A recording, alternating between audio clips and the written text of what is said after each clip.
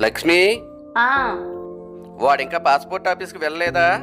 ఇప్పుడే తన ఫ్రెండ్కి కాల్ చేశాడంటండి. ఆఫీసు ఇంకా తెరవలేదట. ఏంటి, ఇంత టైం అయినా ఇంకా ఆఫీస్ తెరవలేదా? 4 రోజుల్లో ప్రయాణం ఉంది. ఇప్పటికే పాస్పోర్ట్ మన ఇంటి దగ్గర ఉండాలి. ఇంకా ఇంటికే రాలేదు. ఎందుకంటే అలా కోపడతారు? ఈరోజు ఎలాగన్నా సరే తీసుకొస్తాడులేండి.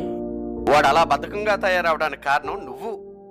వాడికి నా తెలివితేటలు వచ్చాయి కాబట్టి అంత పెద్ద జాబ్ వచ్చింది.